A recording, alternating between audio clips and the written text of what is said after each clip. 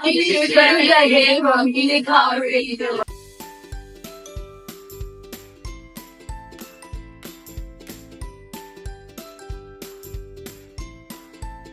Mommies and daddies, Malabites and Malabresses, good afternoon Calabar, good afternoon Cross River and Nigeria, good afternoon every child out there hearing my voice right now. Today is a very beautiful Tuesday morning because today is Children's Day. I am very excited because I am a child and I will be celebrated. I am Decenti Inkijitom Onabe here at UNICAL Radio International 103.5 FM, where we give information, education and entertainment beyond barriers.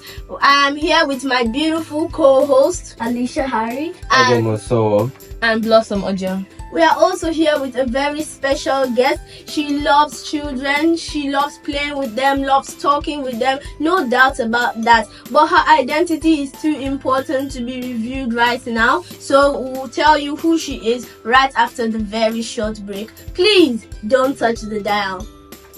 We sang, we danced, we played, and that was it. Our parents knew nothing about Children's Day.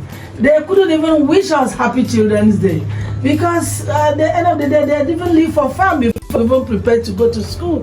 So there was just nothing there for us to celebrate growing up. But in the process of becoming an adult, I found out that Children's Day is a day we need to celebrate the children indeed. It's a day we need to have them in our mind and hearts, to play with them, to celebrate them, to inculcate good and wonderful ideas, and just to thank God for the gift of the life of the children. Thank you very much for that response. So, Professor Mrs. Florence Obi, who inspired you most when you were growing up?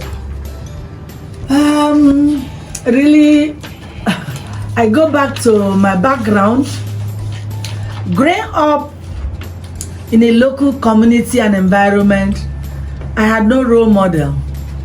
So I will in fact say nobody inspired me.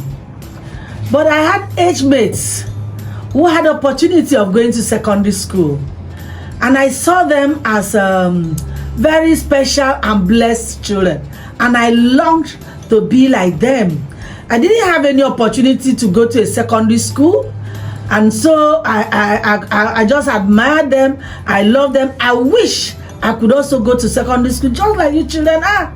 So you can see that you are very special children. You have all the opportunities your parents have given you. Some of us didn't have even the opportunity for a traditional secondary school until when we became adults. After even having children, then we started going to teachers training college. So in a way, my friends who had opportunity to go to secondary school, whose background was better than mine, were like, perhaps they inspired me to begin to love education. So but when I left eventually and went to teachers training college and became an adult and began traveling and I was in school, I had some women whose name I heard, like Olubiri, Kuforoji Olubiri, like Itagiwa. Such names were the big female names I was hearing then. Margaret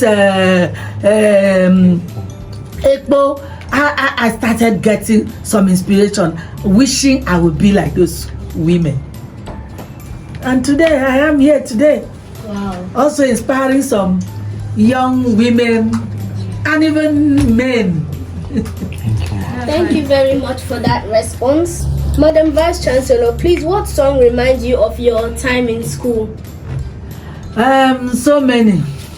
I will tell you, always bear in mind that I grew up from a local community. And the songs we knew, the rain, rain, go away, come again another day, little children want to play. Rain, rain, go away, come again another day, little children want to play. That's one of the songs that I can easily remember. And then there's another one that it wasn't a song really, but it was a spelling. Now as an adult, I can now understand that they were actually teaching us spellings and vowels, but then I didn't know. And we used to dance at the sounding. They said SHOKOLOKOBANSOSHAY Shokoloko Bango shit. We'll be dancing at the two. They were teaching us spellings, but we didn't know it was spellings. We didn't know it was vowels. But we're dancing at the sounds of the words. And we're spelling the word Shokoloko Bango shape, which was the longest word we knew then. Thank you for that response. Madam Vice Chancellor, many of us are thinking about what to study in university. How can we choose the right path or career? That is where we need to get more serious now. We need to get more serious because you are talking about your future. You are talking about who you want to be tomorrow. You want to talk about how to choose your career and your pathway in life. Now, let me preface it by saying, if you make a wrong choice of career, you'll be an unhappy person. You may succeed and get through the degree, but you will not enjoy, you will not be fulfilled, you don't enjoy, have a passion for the job and the career you have picked. For instance, if you have no flair for caring for sick people, for human beings, for caring for people, if you pick because your parents want you to be a medical doctor so that they will be the father or mother of a medical doctor, at the end of the day, you go to work, you come back miserable. When you see blood, you see people suffering, that you have to care for them, and then you'll be a very harsh medical doctor. You will be a friendly medical doctor.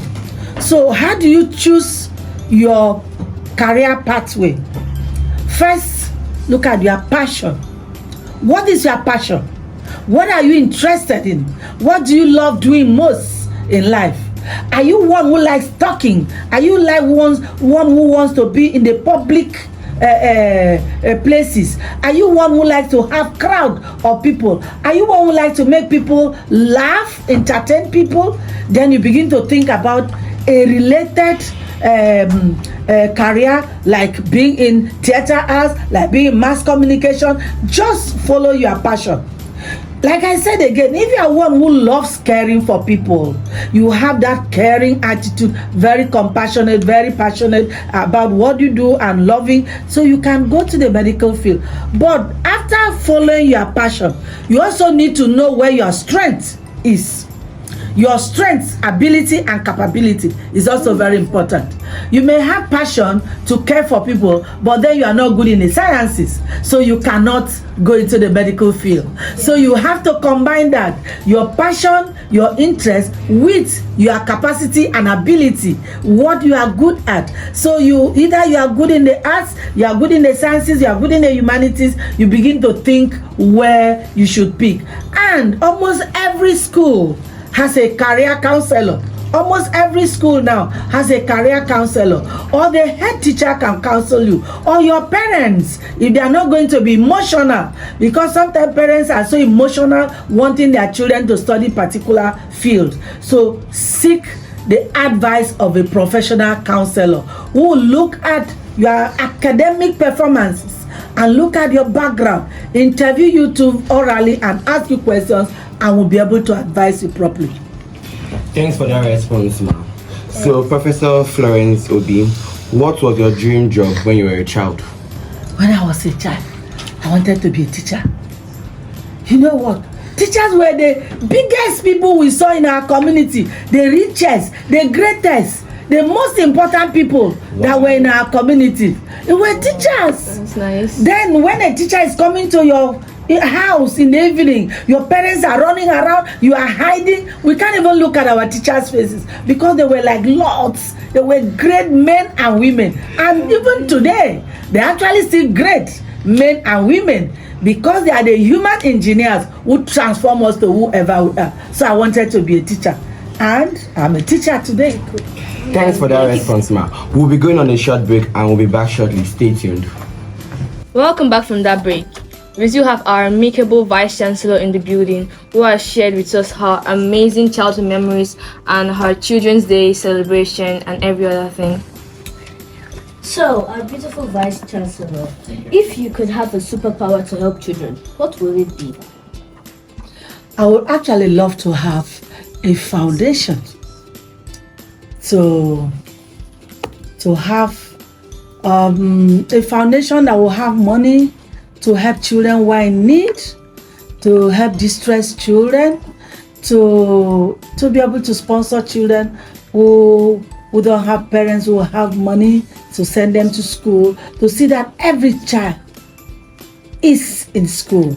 And so I still think and dream every day that I will eventually have a foundation, God's willing, that will be dedicated to helping children and reforming them and also sensitizing them about the challenges, the real life challenges in the society.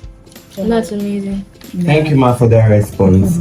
So, did you ever get into trouble in school, and what did you learn from it? Those days we used to fight.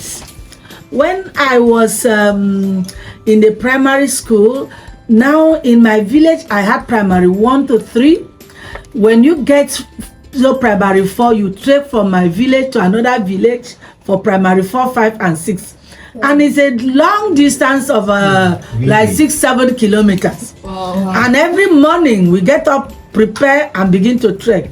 So when we get to that school on our way back, we fight almost everywhere. We fight all through. In fact, sometimes we see apples, this local apple tree, we see pear tree, we see oranges, and when you see the fruits, when you are going to school, say, oh, that's my own. When I'm coming back, I'll pluck it. If somebody else plucks that, you start the fight because you think the person has plucked the one you had. Yes, ma'am. A mark for yourself.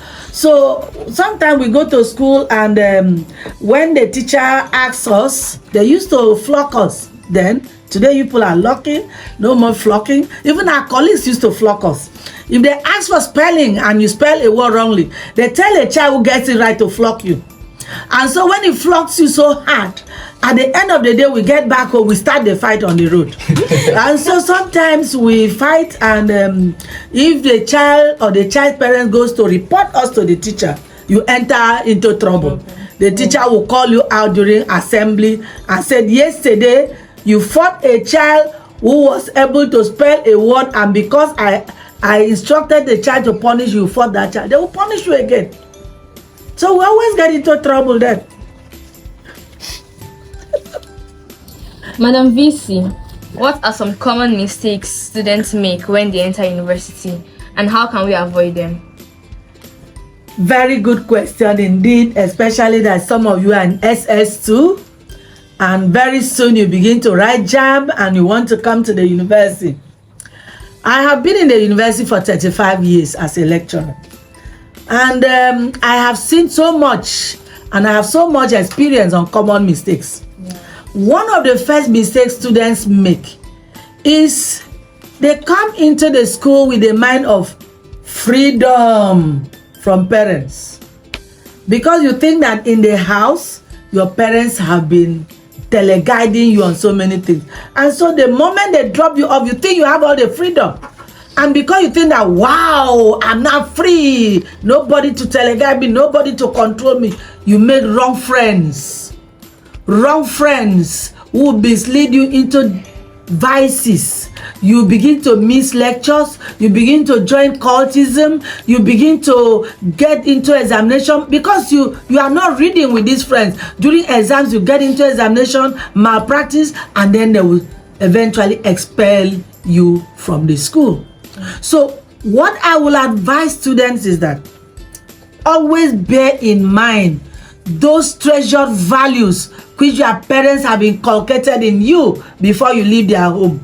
Please be prayerful. I'm sure most parents will tell their children, always go to church, choose good friends, keep friends who go to church, keep friends who are hardworking, keep friends who read very well, and always you come to university, abide by that and choose your friends properly. And then some students to make a mistake which costs them the academics. When they come to school, they don't read instructions. Instructions are pasted everywhere. They walk past, they don't read.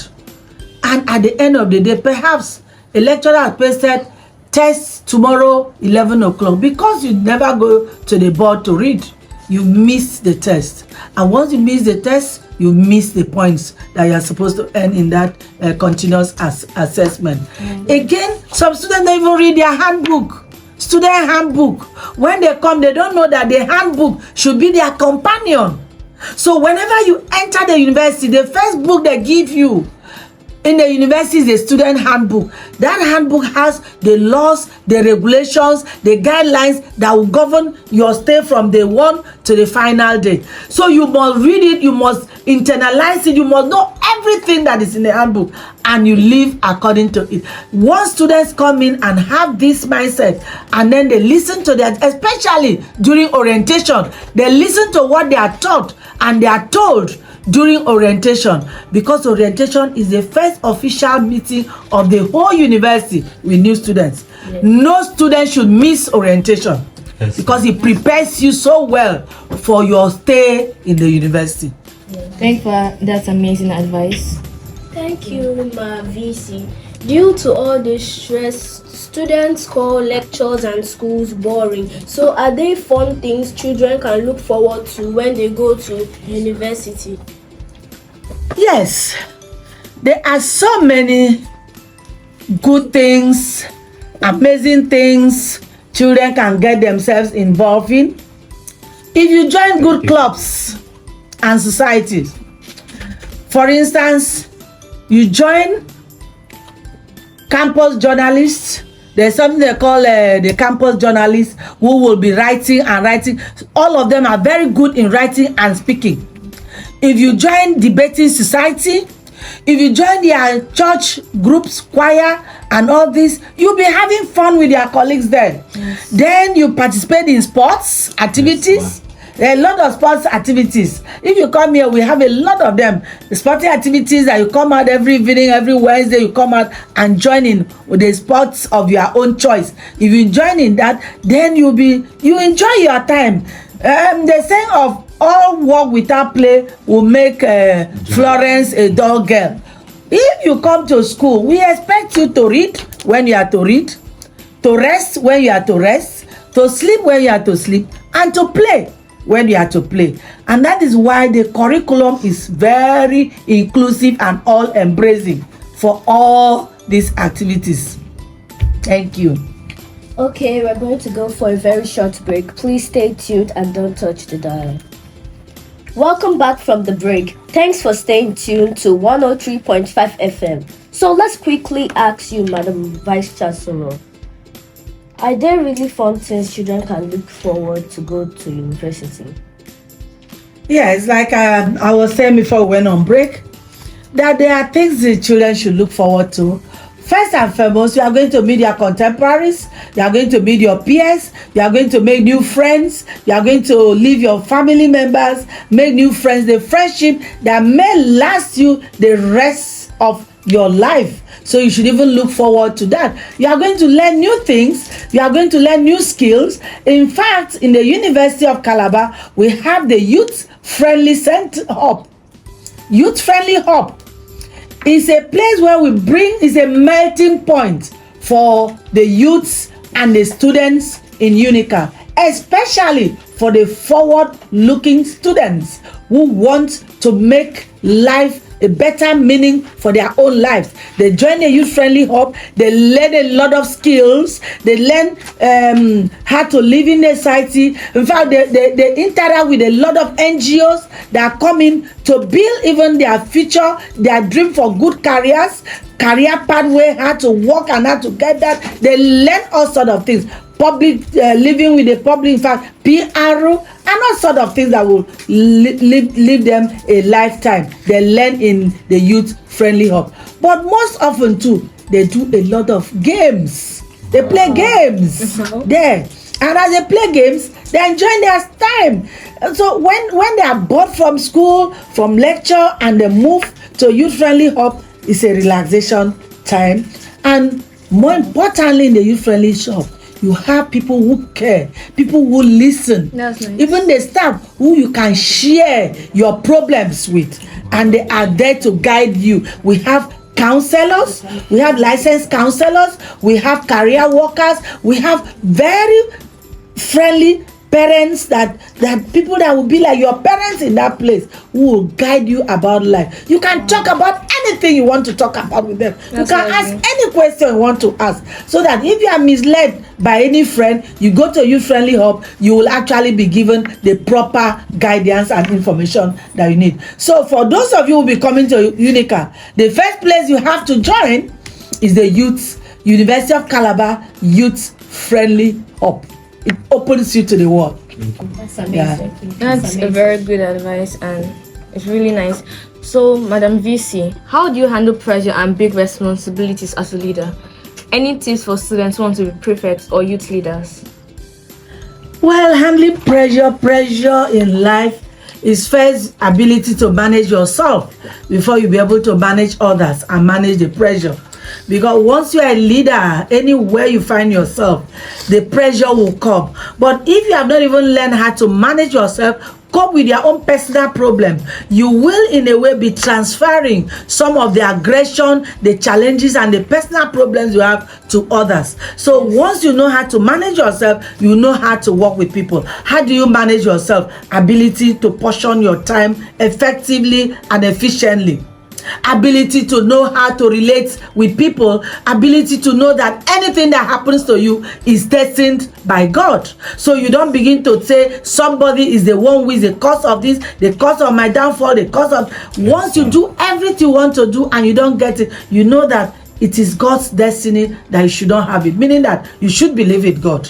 And if you believe in God and serve God genuinely, you will be able to manage yourself. Now, to work with people, the pressure of working with people is the fact that try to be fair, try to be just, and try to have virtually the same standards for everybody. The temptations will come. Some people want you to break laws to favor them. And if you know that you begin to break law to favor one person, you may not be able to effect even discipline in the establishment you lead. So try to make sure that you are fair, you are just. As human beings, we may have our own weaknesses, but try as much as possible to see how you can be fair, to be just, and then to carry everybody. Work with people, work along with people. Be a good listener. And if you're a good listener, you care about the problems of people, whether you can solve them or not, just listen to them and show some concern. That alone will be satisfying to some people, that the leader could listen to them. Even when you have no solution, just listen to them and offer some kind of, it will offer them, give them some kind of succor. So that is what I'll say, that as a leader, try to be open to everybody. Don't be selective. Don't be a leader who is given to ethnicity. This one is from my place, this is not from my place. And you begin to treat people based on your religion, based on who comes from your place, based on friendship, then there will be crisis in the system. I have tried my best to see that I give every man his fair due and opportunity as a vice chancellor. Wow, thank you for those tips. Now, can I quickly ask you, Madam VC, what has been your proudest moment as a vice chancellor? There are so many, but let me just talk about the recent one. Maybe the success of UNICAL at 50. We just marked 50 years of existence of our university, and the successes we recorded, it was huge, it was amazing. We have the wall on our feet. That is the walls to steal for University of Calabar. And we were everywhere. We were the talk of the world. It wasn't just limited to Nigeria. We had people watching us across the world. To me, I felt very fulfilled. I also felt very proud that my university was well showcased to the world. That is just one of it. Maybe I should just say for now.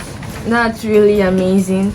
So, Madam VC, what practical steps do you think can be taken to improve the quality of education across all levels in Nigeria, from primary to tertiary? The quality of education, we keep saying every day that is going down. There are two perspectives to this. Some people will think that it's not even going down. In our days, we didn't have the opportunity you have here. We were very old to be in primary school. And look at today, you are 8, you are in secondary school. You are under 13, you are already in secondary school. You can speak grammar more than I could do when I was 13. You are now in the radio house anchoring a show, a program, what I couldn't do at your age. So when people say the education has gone down, sometimes you begin to look at certain indices and say, no, it hasn't. It hasn't. But well, the fact is that we need more money to improve the system. Yes. We need government good policies that will help to enhance education, proper funding. If we have proper funding, we could also begin to think of where government will relax, because many children are not in school now because their parents cannot afford it. In the western states of Nigeria, there was a time where they had free education. If government, it's possible for government to actually make free education to totality, not free where you say you don't pay tuition fee but you are paying so many other things, especially at the primary school level. I am an advocate for free primary education where people earn the literacy skill, because that is the basic, that's what we need. And the university level, I am also an advocate for full fees payment. People should pay for good university education. But for the primary and secondary school, especially the lower secondary school, see, we are following the 633 system. We need to give children at the lower level of the secondary school, the junior secondary school, free education to enable them build the skills they will live in a society, so that every Nigerian should be able to read and write. So I talk about proper funding, build more schools. Schools should be well equipped. Today is a computer era. Every exams, JAM, WAEC now is going CBT. We must have computers in all our primary and secondary school. So we should equip our systems along the 21st century society, so that our children will be able to compete fairly well. Improve the quality of teachers. Yes, sir. Pay teachers good salary, so that they want to spend more time and do their work. Not when teachers want to be marketing and want to go and sell pop somewhere to enable them support the family with the small salary they have. If teachers are properly paid, they will actually be very committed to the work they do, and that will help bring up the quality of children. Because we are told that if you want to look at the quality of the society, education is to look at the quality of the teachers. We can't have education better than the teachers we have, or have children who are better than the teachers we have. Because if teachers are poorly equipped, poorly educated, they will also give what they have. So I think that we can do that to improve the quality of our education. Yes, sir. Thank you very much, Ma, for that response. What message of hope, encouragement, or inspiration would you like to share with students across Nigeria, not only Nigeria, who are dreaming big and working hard? I like that last one. Who are dreaming big and working hard. Because you can't dream big and be lazy. Children, yes, you can't dream big. You can't dream to be a big man and you are lazy. When you sleep 24 hours, you do nothing. You cannot be a big man. Except you want to be a big man fraudster. And after that, police will come and arrest you. EFCC will come after you. But if you are one who is dreaming big and you are working hard, especially using your hands, then I want to tell children that first and foremost, children should remain obedient to their parents. Yes, because even the Bible commands us to respect and be obedient even to our own, to honor and respect our children, our parents. In fact, it is one of those commandments that has a reward attached to it, so that your days will be long. So children must listen to their parents. They must obey their parents. They must know that no other person in this world, and I mean as a parent, no other person in this world will love you more than your parents. It's just not possible. Yes. Your parents love you so much. While other people in the world will be in competition with you as you are growing up, your parents are never in competition with you. Right. Your parents always wish you to be greater than them. Yes, ma'am. So while you are respecting your parents, you must work very hard. You must read your books. You must read your books. You must make sure that know that the society of today is a global world, is a society of technology, is a world of technology. Many of you have your parents' phones. You use them to watch games and watch televisions, to watch what do they call it, movies. It's not good for children. Children should listen to stories that will inspire them for greater heights. Children should use their phones and their tablets and their television to watch things that will make them get more knowledge. Yes, because we are going global today. Yes, every child today must know how to use tablets, use computer. For you, we are analog. But for you, without computer, you wouldn't even know where to get to tomorrow. Yes, so children must learn that very well. And they must have the fear of God. They must be prayerful and have the fear of God. And children must know that they are children at all times. If you are a boy, know you are a boy. If you are a girl, know you are a girl. In Nigeria and even in the world, we don't want children to lose their identity. So I don't know whether I'm a boy or a girl. You must know whether you are a boy or whether you are a girl as a child. And that is how you grow up with that mentality that I'm a boy, you live like a boy. I'm a girl, you live like a girl. So when we do that, perhaps we'll have a more focused and better society. Thank you so much, our amazing guest, the Vice Chancellor, for being part of this very special Children's Day celebration. And we really appreciate your hope, encouragement, and inspiration for those of us who are dreaming big and working hard. So to all the children out there, keep asking questions, keep dreaming big, and always remember that the future truly belongs to you. From all of us here at UNICAL Radio, Florence Obi Academy, and UNICAL International Demonstration Secondary School, Happy Children's Day!